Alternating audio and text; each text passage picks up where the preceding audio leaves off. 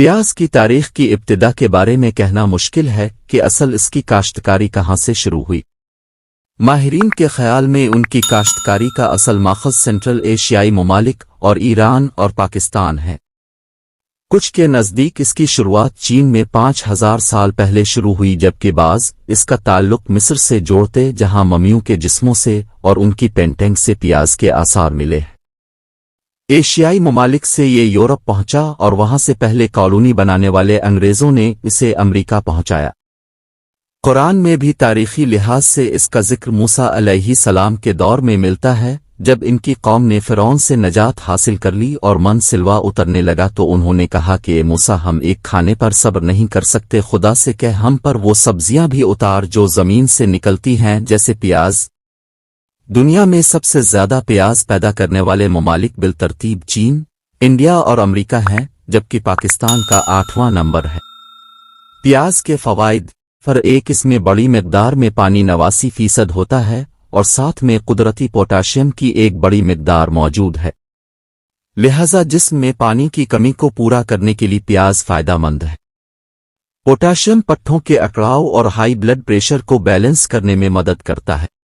اس میں بڑی مقدار میں فاسفورس اور کیلشیم موجود ہے، دونوں مل کر جسم کی ہڈیاں مضبوط کرتے ہیں۔ کیلشیم قوت مدافعت کو بھی زبردست کرتا ہے۔ اس میں ایک خاص کیمیکل ہیلوتین پایا جاتا ہے جو سوجن کو ختم کرنے والی چیز ہے، یعنی یہ جوڑوں کے درد کو کم کرتا ہے۔ اس کے علاوہ کولیسٹرول کو کم کر کے خون کی نالیاں کھولتا ہے اور دل مضبوط کرتا ہے۔ ای کولی بیکٹیریا جو اکثر گوشت اور سبزیوں سے ملتا ہے، یہ اس کی کھال ادھیڑ کر مار ڈالتا ہے اور اس طرح ہیضے سے بچاتا ہے۔ نمبر 4، اس میں وٹامن B2 موجود ہے جو آنکھوں کے لیے اچھا ہے۔ اس میں وٹامن B9 موجود ہے جو خون کو گاڑھا کرتا ہے اور اس طرح بالوں کو مضبوط بناتا ہے۔ نمبر 5، یہ ہائی بلڈ شوگر کو بھی نارمل کرتا ہے۔ پیاز کی ساخت، بو اور جلن: پیاز کی سب سے باہر والی خشک پرت لیئر کو ٹیونگ کہتے ہیں۔ اس کے اندر والی پرتوں لیئرز کو سکیلز کہتے ہیں جنہیں ہم کھاتے ہیں۔ دراصل یہ پرتیں پیاز کے پتے ہی ہیں جو زیر زمین ایسی پھلدار شکل اختیار کر لیتے ہیں تاکہ اپنے اندر انرجی محفوظ کر لیں اور مشکل وقت میں استعمال کر سکیں۔ پیاز کے بالکل درمیان میں اس کا بڈ ہوتا ہے جسے اگایا جاتا ہے۔ اس میں سلفر سے بنا سلفیونک ایسڈ ہوتا ہے جو آنسو گیس کی طرح کاٹتے وقت خارج ہوتا ہے اور ہماری آنکھوں کے گلینڈز کو ایکٹیو کرتا ہے جس سے آنسو نکلنے لگتے ہیں۔ گویا پیاز ایک آنسو گیس کا بم ہے۔